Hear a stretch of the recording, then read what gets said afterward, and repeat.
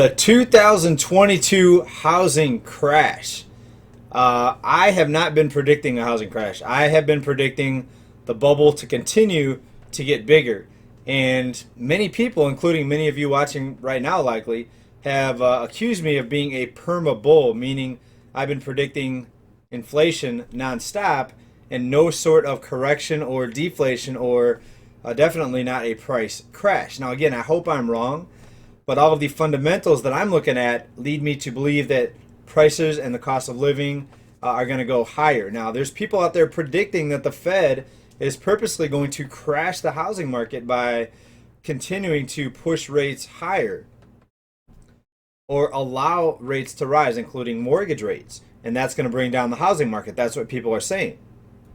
Now, if you type in 2022 housing crash into YouTube or pretty much anywhere, you'll get a lot of results, probably hundreds of results, people predicting the 2022 housing crash this year. And we're going to talk about that and why they're predicting this. And I've been kind of like the lonely fish swimming upstream, the contrarian saying no, prices are going to continue to go higher. And why have I been saying that? Well, one, I don't see the central bank just crashing the markets and becoming the obvious cause of this. I've always said that if prices drop, prices crash, it's likely going to be triggered by some unforeseen event.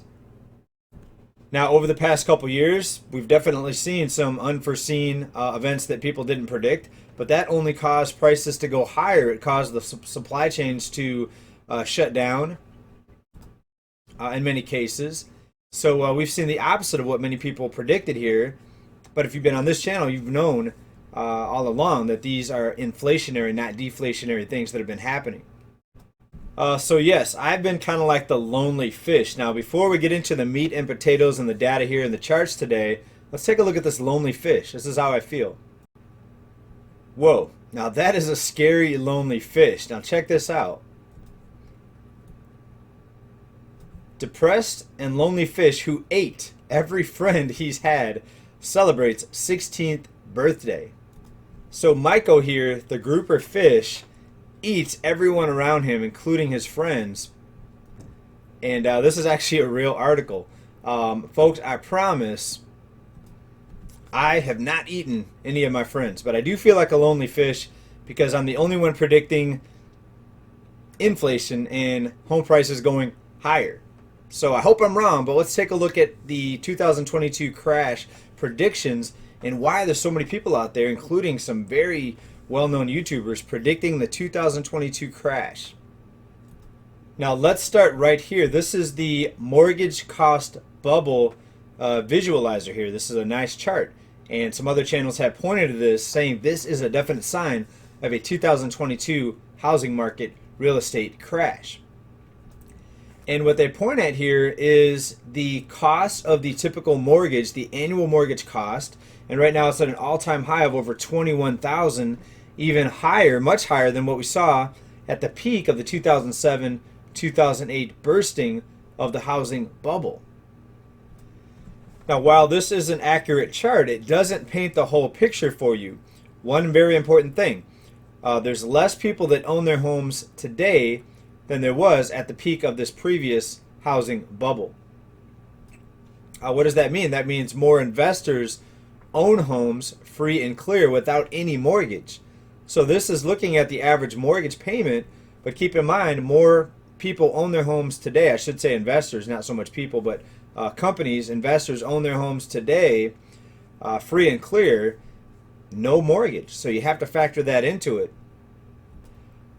These investors that own these homes free and clear are not going to be affected by higher mortgage rates, but there will be a lot of people that bought these homes and over leveraged themselves into a very high mortgage, and there will be some people getting hurt. I definitely agree with that, but I think that the cash buyers and the big companies, investors are going to come in and start buying homes before you see any significant price declines.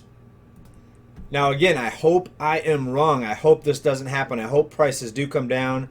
We have a massive affordability problem nationwide, especially here in California and other coastal states, but many big cities and you see it in the homelessness, you see it in the levels of debt that people are buried under. So I really hope I am wrong. Now let's talk about the things that would have to happen in order for real estate to crash. Number one, investors need to stop buying real estate. Now, even in the previous housing crash, investors were buying. In fact, investors came in more heavy-handed after prices came down and bought at much better prices to therefore turn around and rent out a lot of these homes. Now, there could also be a drastic reduction in investment purchases. Remember, they want to own everything. They want you to own nothing.